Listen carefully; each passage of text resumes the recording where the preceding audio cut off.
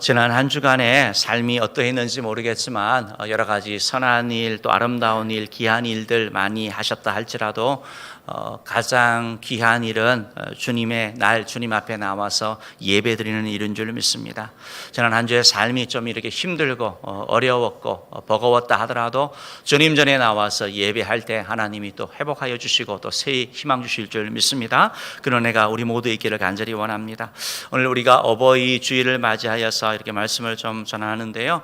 하나님께서 남자와 여자 아담과 하와를 통해서 가정을 이루게 하시고 가정을 통하여 천국을 맛보게 하셨습니다. 하나님의 사랑을 맛보게 하고 그 은혜 가운데 살아가게 하셨는데, 천국이 되어야 될 가정이 어떻게 보면 상처, 아픔, 갈등, 그것이 많은 가정이 된 것을 보게 됩니다.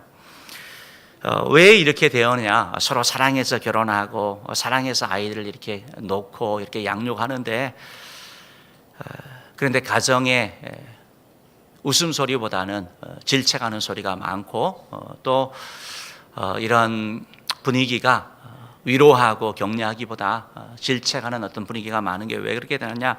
여러 가지 원인이 있지만 제일 큰 것은 사단이 그렇게 하는 거죠. 사단은 하나님의 교회 공동체를 파괴하고 가정 공동체를 파괴하려고 한다는 사실을 꼭 기억하시기 바랍니다. 그래서 우리가 그러한 여러 가지 연약함들이 있고 부족함이 있지만 우리가 가정을 잘 지켜나가고 우리의 가정을 천국으로 만들고 자녀 양육에도 우리가 승리하기 위해서는 하나님이 우리에게 주신 원칙을 잘 지켜야 됩니다. 원리를 잘 지키는 것이 참 필요한데요. 이 신앙의 원칙, 가정 생활의 원칙, 오늘 우리가 부모님과의 관계에서 기억해야 될 이런 원칙들, 이런 것들은 우리 몸의 뼈대와 같습니다. 그래서 우리를 지탱하여 주고 우리를 세워주는 것입니다.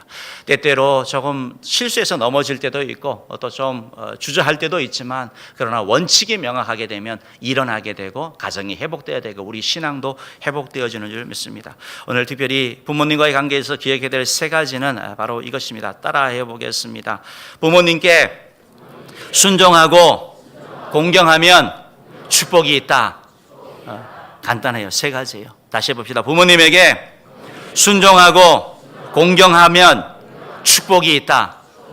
이 세 가지, 순종, 공경, 축복, 이 세 가지가 우리가 기억해야 될 그런 원칙인데요. 하나씩 조금 더 살펴보기를 원합니다. 첫 번째로, 하나님은 우리에게 부모님에게 순종하는 것이 옳다라고 말씀합니다. 부모님에게 순종하는 것은 옳은 일입니다. 따라합시다. 부모님에게 순종하는 것은 옳은 일입니다. 하나님은 부모에게 순종하라고 말씀하고 있는 것이죠. 부모님에게 순종하는 일은 권장해야 될 일이고 부모님에게 순종하는 일이 자랑스러운 일이지, 부모님에게 불순종하는 일이 자랑스러운 그런 세상 되어서는 아니 됩니다. 부모님에게 반항하고 저항하고 부모님들께 섬기지 못하는 일, 그 일이 창피한 일이 되어야 된다는 것입니다. 오늘 에베소서 6장 1절은 우리에게 그렇게 교훈하고 있습니다. 읽어보겠습니다. 자녀들아, 주 안에서 너희 부모에게 순종하라. 이것이 옳으니라. 제일 먼저 너희 부모에게 순종해라. 순종하라는 것은 복종하고 듣고, 부모님 말씀을 잘 듣고 경청하고 조심해서 따르는 것을 말하는 것입니다. 부모님에게 순종하고 부모님의 뜻을 따르는 것, 이것이 바로 순종이고 자녀의 삶이 그러해야 된다라고 오늘 성경은 우리에게 교훈하고 있는 것입니다. 그러면서 부모에게 순종하는 일이 옳은 일이다, 마땅한 일이다, 당연한 일이다 라고 말씀하고 있는 것입니다. 옳다라는 이 말은 의와 관련되는 그런 말인데요, 바로 하나님의 성품을 나타내는 것이죠.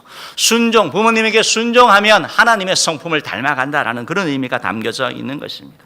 우리도 자녀가 말을 잘 듣고 순종하면 더 사랑스럽고 더 귀하고 더 하나됨을 느끼는 것처럼 우리도 부모님에게 순종함을 통해서 그러한 경험을 하게 되는 것입니다.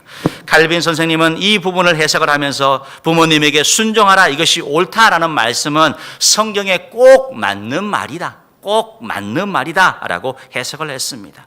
너희 부모에게 순종하라, 이것이 옳으니라 라는 이 말씀 꼭 기억하시기 바랍니다. 사랑하는 성도 여러분, 너희 부모에게 순종하라, 이것이 옳으니라 라는 이 말씀은 부모들이 너무나 좋아하는 그러한 말씀이죠. 그래야 자녀들에게 이 말씀 봐라, 부모에게 순종하라 그러지 않느냐라고 윽박지르는 그런 부모들도 있습니다. 그러나 잘 기억하시기 바랍니다. 부모에게 순종하라고 말씀하는데, 우리가 자녀를 양육하는데 조건이 있습니다. 오늘 성경을 다시 한번 읽어보시기 바랍니다. 뭐라고 말씀하고 있습니까? 주 안에서 너희 부모에게 순종하라. 주 안에서 너희 부모에게 순종하라 라는 조건을 제시하고 있다는 것입니다. 제한을 주고 있다는 것입니다.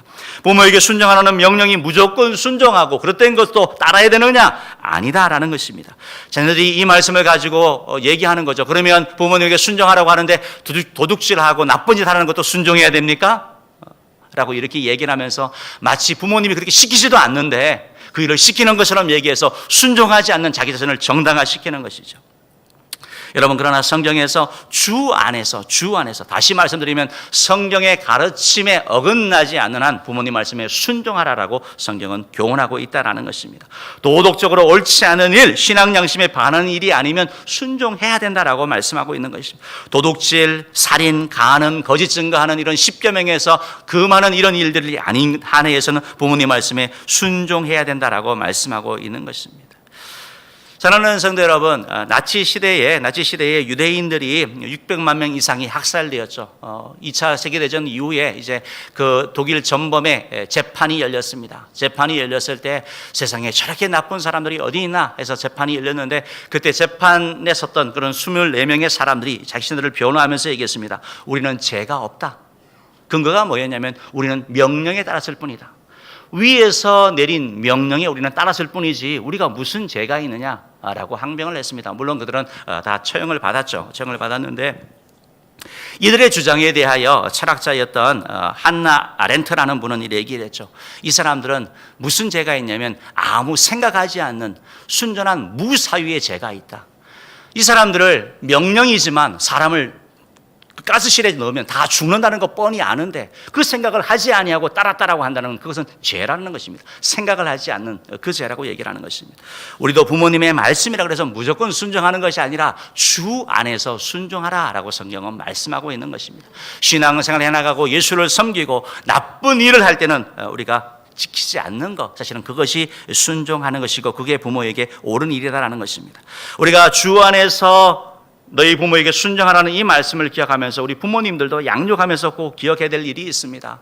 자녀를 양육하면서 이 순종하라는 말씀을 가지고 내 뜻대로 내가 이 못 이루는 꿈을 이루는 그런 도구로 사용하는 것이 아니고 내 말에 무조건 들으라고 하는 것이 아니고 아이들을 하나님이 왜 이 땅에 보내셨나? 하나님이 이 자녀를 통하여 뭘 하기 원하시냐 그 사실을 생각하면서 그 아이를 양육할 필요가 있다는 것입니다.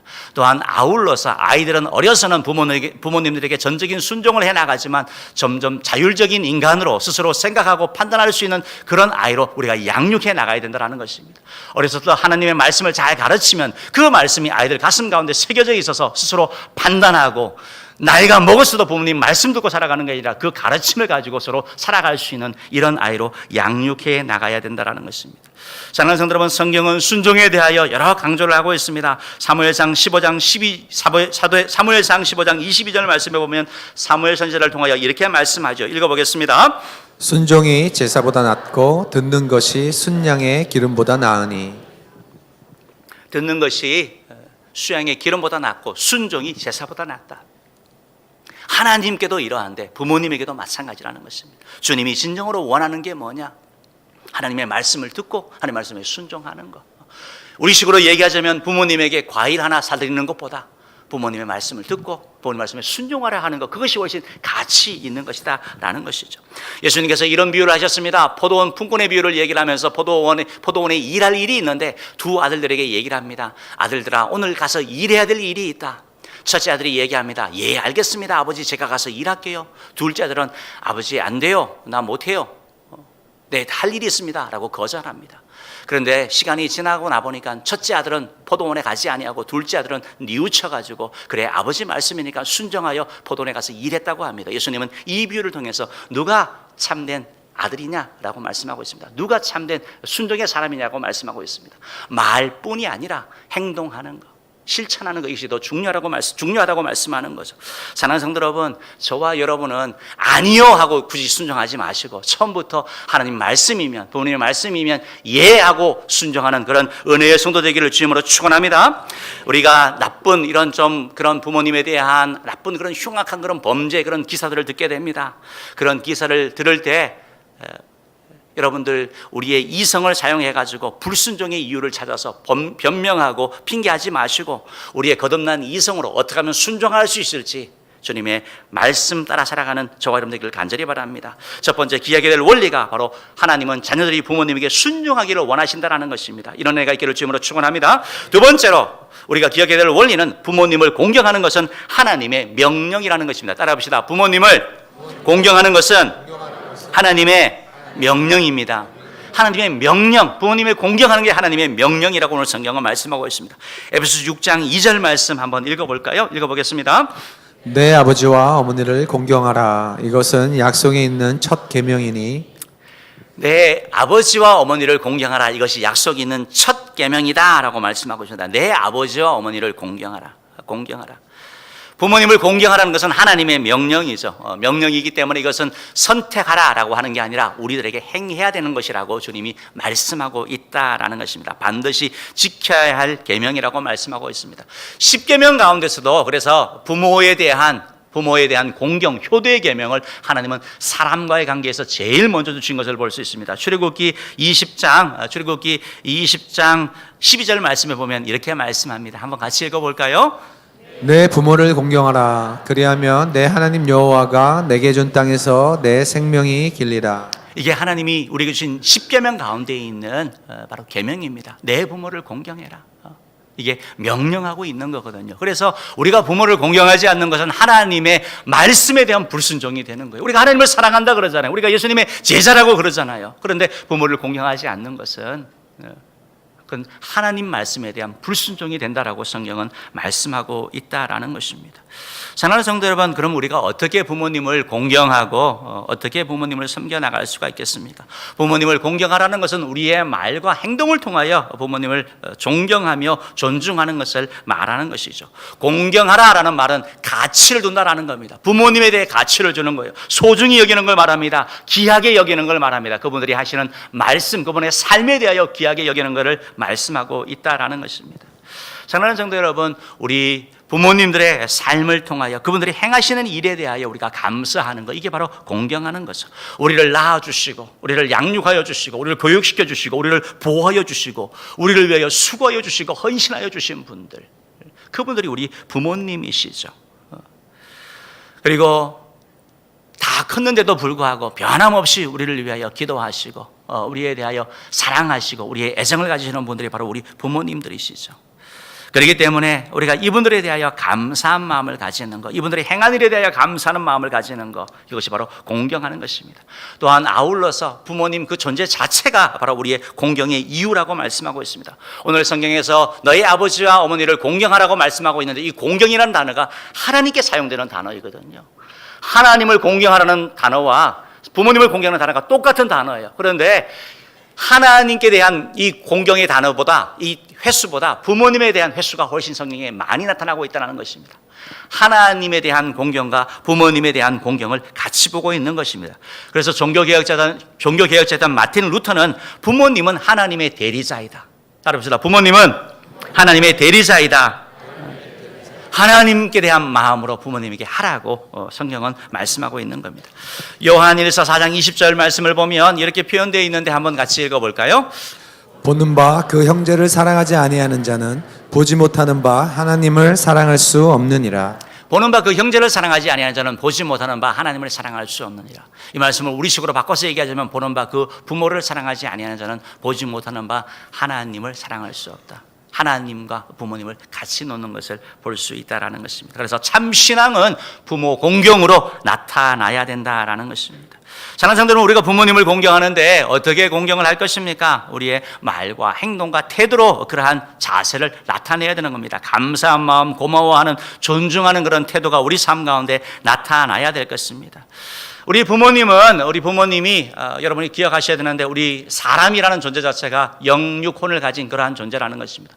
우리가 부모님을 공경하는 데 있어서도 이런 영적인 부분, 육적인 부분, 혼적인 부분, 심적인 부분까지 공경할 필요가 있다라는 것입니다. 잠언 23장 25절은 우리에게 이렇게 말씀합니다. 읽어보겠습니다. 내 부모를 즐겁게 하며 너를 낳은 어미를 기쁘게 하라. 예, 부모님을 즐겁게 하며 내 낳은 어머니를 기쁘게 하라 라고 말씀하고 있습니다. 우리가 부모님의 육체적인 필요를 채워줘야 되는 겁니다. 어디 아프신 데가 없는지 건강하게 잘 지낼 수 있도록 우리가 잘 살펴봐야 되고, 아울러서 나이가 드시면 이렇게 용돈이 더 필요하다고 합니다. 그래서 용돈도 많이 드리시기 바랍니다. 마음으로 편하게 해드리는 거, 이것도 필요한 것이죠. 몸이 편한 것보다 더 중요한 게 마음의 심적인 편안입니다. 잠언 17장 1절은 이렇게 말씀합니다. 읽어보겠습니다. 마른 떡 한 조각만 있고도 화목한 것이 제육이 집에 가득하고도 다투는 것보다 나으니라. 먹을 게 별로 없는 가난한 집이라 하더라도 마음이 편안한 집이, 고기가 많고 먹을 것도 많고 좋은 집이고 넓은 집에 있는 것보다 그 집이 더 낫다라는 거예요. 마음이 편한 것이 그만큼 중요하다라고 말씀하고 있습니다. 효자로 알려져 있는 김용기 장로님, 가나안 농군학교 설립하신 분이죠. 이분이 부모님에 대하여 5가지 말씀을 하셨습니다. 나이가 드시면 부모님이 잔소리가 많아진대요. 부모님이 나이가 많아지면 노여움이 많아진대요. 나이가 많을수록 갖고 싶은 게 많아지고 먹고 싶은 게 많아진대요. 그리고 나이가 많아지면 몸이 항상 가렵대요. 우리가 부모님을 마음을 편하게 되는 것이 효도인데, 나이가 들게 되면 좀 쉽게 섭섭해하고 오해도 잘하는 것을 볼 수 있습니다. 왜 저러실까? 이해가 안 되는 게 정상입니다. 왜냐하면 우리는 그 위치에 가보지 않았기 때문에 그렇습니다. 인간의 발달 단계상 그 연세가 되면 그렇게 나타나는 것입니다. 그렇기 때문에 우리가 왜 그러실까라는 것이 아니고, 그런 부모님을 이해하면서 그분들의 마음을 편하게 해드리는 것, 그러한 저와 여러분들 간절히 바랍니다. 우리가 싸우지 아니하는 것, 부부가 싸우지 아니할 때, 싸울 때 부모님 마음이 편하지 아니합니다. 형제간에 불화할 때 부모님 마음이 편하지 아니합니다. 부모님의 마음을 편하게 해드리는 저와 여러분들 간절히 바랍니다. 영적인 부분의 효도가 있습니다. 예수 잘 믿는 부모님은 더 예수님 잘 섬기도록 우리가 돕는 것이고, 예수 믿지 않는 부모는 어떻게 해야 됩니까? 예수 믿을 수 있도록 복음을 전하고 그분들을 위하여 초청하는 것이 참 필요하죠.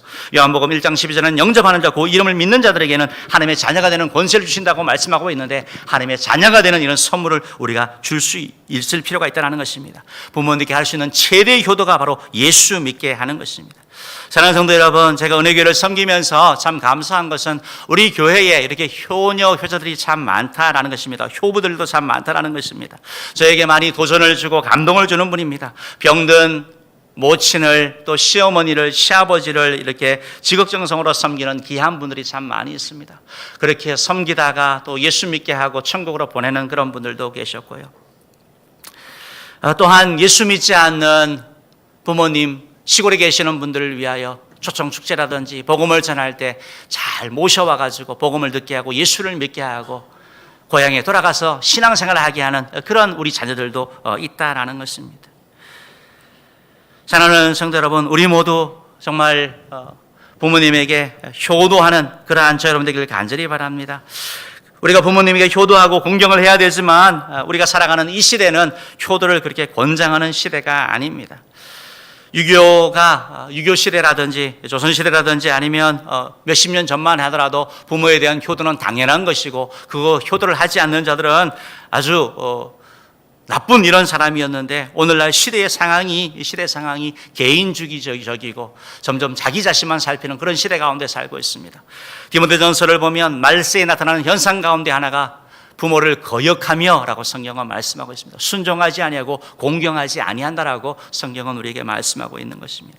자기 자신을 사랑하는 그런 시대 가운데 살아가고 있는 것입니다. 부모님과 우리의 세대가 다른데 매스컴을 통하여 이런 세대 간의 갈등을 조장하는 그런 시대 가운데 살고 있습니다.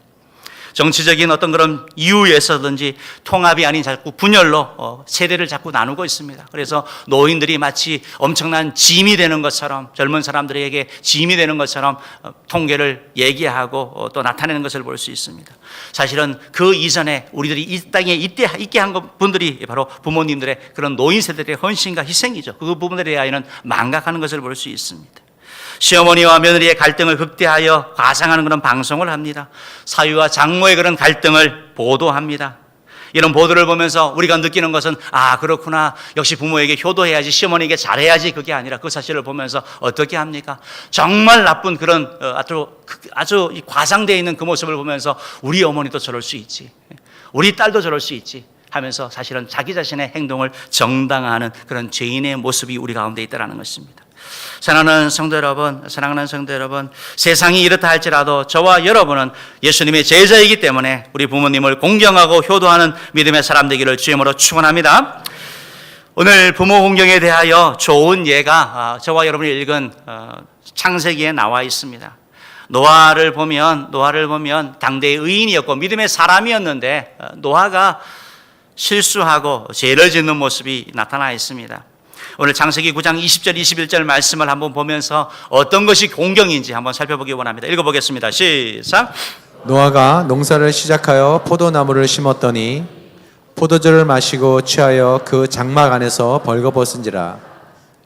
노아가 술이 취해가지고 벌거벗고 지금 자신을 다 드러내고 이렇게 아주 부끄러운 모습으로 있는 것을 말씀하고 있는 것입니다. 이런 노아도 아버지입니다. 노아도 아버지고 아들도 있습니다. 이 노아의 3명의 아들들이 있다고 성경은 나오는데 이 아들들의 반응이 서로 다릅니다. 노아가 술에 취해 부끄러운 건 모르고 이렇게 누워서 이렇게 이런 모습이 있는데 창세기 9장 22절에 보면 함이라는 아들이 이렇게 합니다. 한번 읽어보겠습니다. 시작. 가나안의 아버지 함이 그의 아버지의 하체를 보고 밖으로 나가서 그의 두 형제에게 알림해. 아버지의 하체를 보고 부끄러운 걸 보고 알렸다라고 얘기를 하고 있습니다. 우리 같았으면 그냥 창피한 모습이니까 그냥 빨리 덮어버릴 건데, 가릴 건데 이 아들은 나가서 그대로 두고 가서 말했다라고 얘기를 합니다. 알렸다고 말합니다. 여기 알렸다라는 것은 그냥 이렇게 표현되어 있지만 함이나 그리고 그 이후에 나타나는 노아의 반응을 봤을 때는 아주 과장되어서 아주 안 좋게 얘기한 것 같습니다. 어떤 사람은 하늘을 가지고 열을 얘기하는 사람도 있고 어떤 사람은 열을 가지고 하늘을 말하는 사람도 있습니다. 아마 함이 아버지의 이런 모습을 가지고 과장해서 아마 이런 여러 가지 것들을 표현해서 아버지가 뭐 노망이 났다든지 뭐 별의별 소리를 다 하면서 얘기한 것 같습니다. 흉을 본 것 같습니다. 여기에 대하여 23절에 보면 또 두 아들 셈과 야벳이 나옵니다. 이들은 어떻게 합니까? 읽어보겠습니다. 셈과 야벳이 옷을 가져다가 자기들의 어깨에 메고 뒷걸음쳐 들어가서 그들의 아버지의 하체를 덮었으며 그들이 얼굴을 돌이키고 그들의 아버지의 하체를 보지 아니하였더라. 셈과 야벳은 이렇게 하는 것이죠. 깜짝 놀라가지고 빨리 가가지고 아버지 하체를 덮었다라고 말씀하고 있습니다. 아버지의 부끄러운 걸 가린 것을 말하는 거죠. 자신들도 보지 않으려고 뒷걸음질했다라고 성경은 말씀하고 있는 것입니다. 이 말씀을 보면서 그런 생각을 해봤습니다. 아버지의 벗은 모습을 보는 게 그렇게 추한 일인가? 저는 아이들과 목욕도 하는데 그런 생각이 좀 들었어요. 그러나 이것이 지금 시대가 아닌 과거, 이 성경의 시대 가운데 여러분이 해석을 해야 되는 겁니다. 이것은 아버지의 벌거벗은 모습이 가장 추하다고 여겨지는 부끄러운 모습, 창피한 모습으로 성경은 여기서 지금 나타내고 있다라는 것입니다. 수치를 상징하는 것이죠. 셈과 야벳이 뒷걸음질했다라는 것은 바로 아버지에 대한 그들의 마음을 얘기를 하는 것입니다. 추한 모습을 보지 않으려고 하는 것이죠. 이것이 바로 존경이고 이것이 바로 공경이라는 것입니다. 사랑하는 성도 여러분, 똑같은 상황이었지만 셈과 함과 야벳의 그런 행동의 결과들은, 행동의 태도들은 참 다른 것을 볼 수 있는 것입니다. 아마 함에게 너의 아버지와 어머니를 공경하라 라고 성경이 말씀했다고 얘기한다면 아마 이런 얘기를 할 수 있을 것입니다. 부모가 부모다워야지 효도하지. 부모가 나에게 해준 게 뭐가 있어? 나에게 왜 날 낳아서? 아마 이렇게 말하지 않았겠습니까? 사랑하는 성도 여러분, 오늘 이 노아의 사건은 우리들에게 주는 교훈 중에 하나가 우리 부모님이 완전한 신이 아니다라는 사실을 꼭 기억하시기 바랍니다. 부모님도 연약한 인간이고 똑같은 죄인이기 때문에 실수하고 넘어질 수 있다는 것입니다. 부모들의 허물이 있을 때 그때 우리가 선택하는 것, 이것이 바로 가르침이라는 것입니다. 노아의 잘못은 하나님과 노아의 관계의 문제이고 우리는 셈과 함과 야벳처럼 우리가 선택을 하는 거예요. 우리가 함이 될 것인가 셈과 야벳이 될 것인가, 이것은 우리들이 선택해 나가야 되는 것입니다.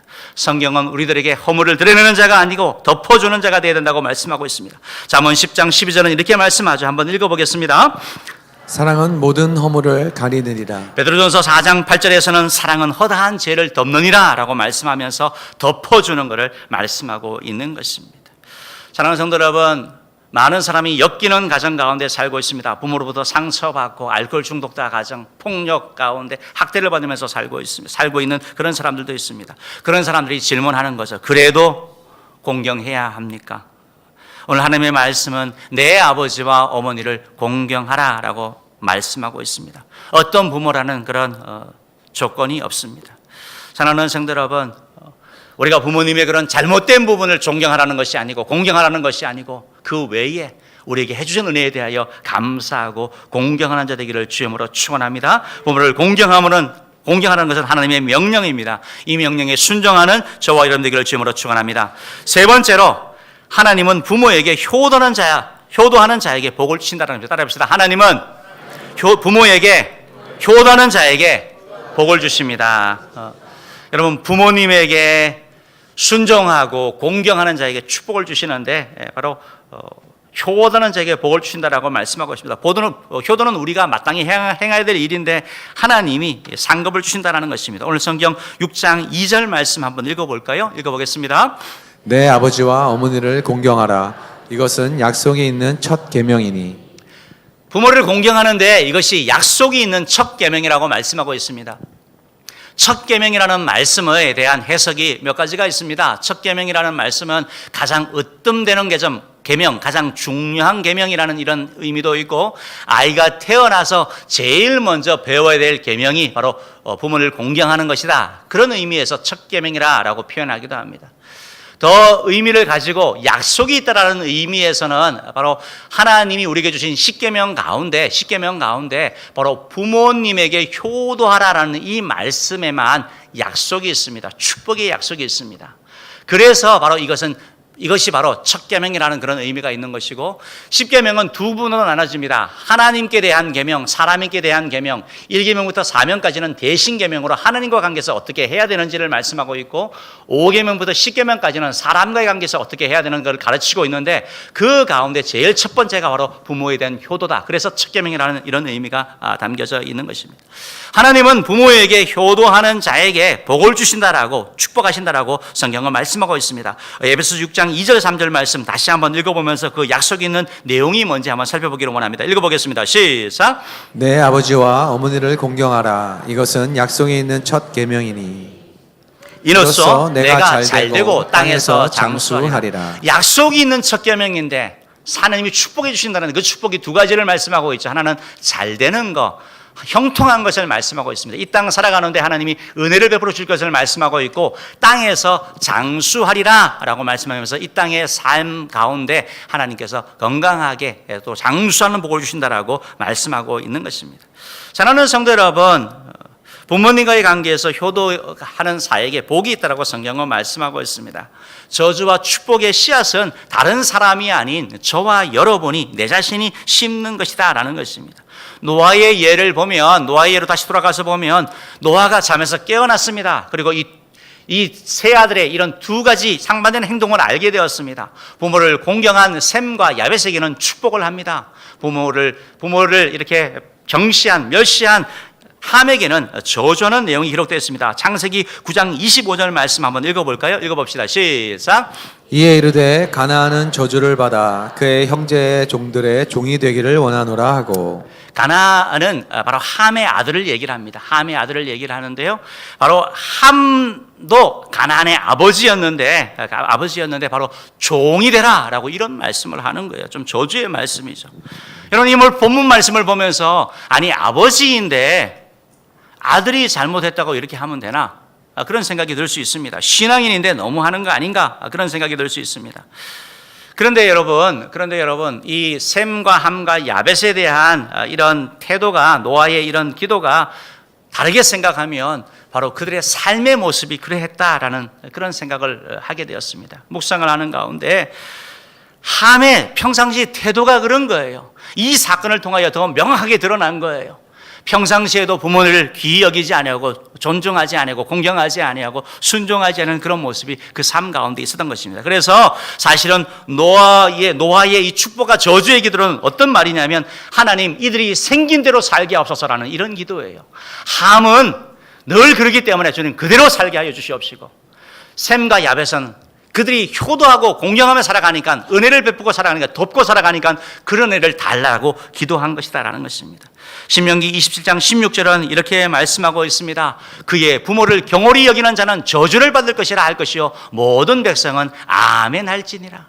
하나님의 말씀은 부모의 효도에 대해서 부모를 공경하는 일을 귀히 여기고 경홀히 여기는 것, 소홀히 여기는 것, 가볍게 여기는 것, 무시하는 것에 대하여 아주 엄정하게 경고하고 있다라는 것입니다.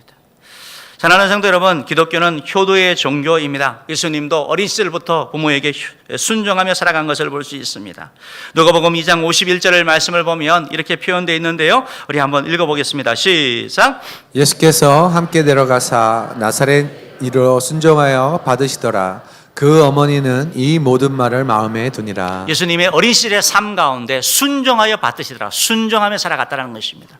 어머님의 말씀에 순종하며 살아간 예수님의 모습을 나타내고 있고, 예수님의 십자가상에서도 예수님은 그 죽어가는 운명의 순간, 그 고통의 순간에도 자기 어머니를 부탁하는, 마리아를 부탁하는 그런 효도의 모습을 우리에게 보여준다라는 것입니다. 그러므로 부모 공경에 있어서 우리 그리스도인들은 어떤 핑계나 변명이 있어서는 안 되는 것입니다. 세상 다른 어떤 사람들보다 더 부모에게 효도하고 부모를 섬기는 자가 되어야 될 줄 믿습니다. 특별히 시어머니, 시아버지도 우리의 부모님이고 장인, 장모도 우리의 부모라는 사실을 꼭 기억하시기 바랍니다. 먼저 홀로 되신 부모님을 특별히 더 돌보는, 더 신경 쓰는 저와 여러분 되기를 간절히 바랍니다. 말씀을 마치겠는데요, 오늘 하나님께서는 우리에게 순종하고 공경하는 자에게 하나님이 복을 주신다라고 말씀하고 있습니다. 부모로서 노아의 사건을 보면서 부모로서 이러한 반성을 좀 했으면 좋겠습니다. 우리 모습이 만약에 노아와 같다라고 한다면 우리가 회개하기를 간절히 원합니다. 가정에서 자녀에게 모범되는 그런 삶을 살지 못하고 한다면 우리 자녀들에게 악한 영향력을 행사할 것입니다. 사실 노아는 참 훌륭한 사람입니다. 그는 믿음의 사람이었고 하나님과 동행한 사람이었다고 성경은 말씀하고 있습니다. 믿음의 사람으로 성경은 소개하고 있습니다. 120년 동안 방주를 지은 사람으로 말씀하고 있고, 하나님의 은혜를 입은 사람, 홍수 심판 가운데 구출받은 그런 사람이 바로 노아 가정이라고 성경은 말씀하고 있습니다. 그 당시에 참으로 타락했습니다. 성적으로 문란했고 아주 그냥 지저분한 그런 삶이 있었는데, 그럼에도 불구하고 노아는 자기 자신을 지켰던 그런 사람입니다. 그런데 홍수 이후에 하나님이 그 삶 가운데 은혜와 평안을 주셨을 때, 안정적으로 되었을 때, 바로 그때 노아가 포도나무를 심고 실수하는 이런 모습을 보이는 것입니다. 다른 것을 다 이기고 승리했던 이 노아가 술이 취해서 자기 하체를 드러내고 골아 떨어져 있는 노아의 모습을 한번 상상해 보시기 바랍니다. 사랑하는 성도 여러분, 신앙의 삶에 있어서 과거에 얼마나 은혜를 받았는지, 얼마나 헌신했는지, 얼마나 사랑했는지 중요하지만 그것보다 더 중요한 것은 지금 현재 우리가 하나님 앞에 어떻게 살아가느냐 하는 이러한 모습인 것입니다. 얼마나 근신하고 얼마나 경건생활을 힘쓰고 있는지, 얼마나 내가 신앙생활 가운데, 예배생활 가운데, 기도생활 가운데 최선을 다하고 있는지 우리 자신을 점검해 볼 필요가 있다는 것입니다. 사단은 우리를 무너뜨릴 때 한 번에 무너뜨리지 않습니다. 하나씩 서서히 무너뜨립니다. 처음에는 양심의 가책을 받게 되지만 어느 순간 지나면 뻔뻔해지고 오히려 다른 사람을 공격하고 자기 자신을 정당화하는 그런 모습을 보게 되는 것입니다. 사랑하는 성도 여러분, 당대의 완전한 자라고 일컬어졌던 노아도 넘어졌습니다. 자기의 수치를 드러내고 부끄러운 모습을 드러냈습니다. 그래서 주님은 오늘도 우리에게 말씀하시는 것이죠. 고린도서 10장 10절에서 그런즉 선줄로 생각하는 자는 넘어질까 조심하라 라고 고린도서 10장 12절에서 우리에게 말씀하고 있다라는 것입니다. 사랑하는 성도 여러분, 사단은 우리를 계속해서 넘어뜨리려고 할 것입니다. 베드로전서 5장 8절에서 근신하라 깨어라 너희 대적 마귀가 우는 사자같이 두루다니며 삼킬 자를 찾나니. 저와 여러분이 노아처럼 이렇게 사단의 먹이가 되지 않기를 주의 이름으로 축원합니다. 방심하지 말기를 바랍니다. 근신하고 깨어있기를 간절히 바랍니다. 주님이 시험에 들지 않게 깨어 기도하라라고 하셨던 말씀을 기억하면서 우리 자녀들이 계속해서 고민하지 않고 우리를 존경하고 존중할 수 있는 그러한 부모 되기를 주의 이름으로 축원합니다. 우리 시간 같이 한번 기도드리도록 하겠습니다. 기도합니다.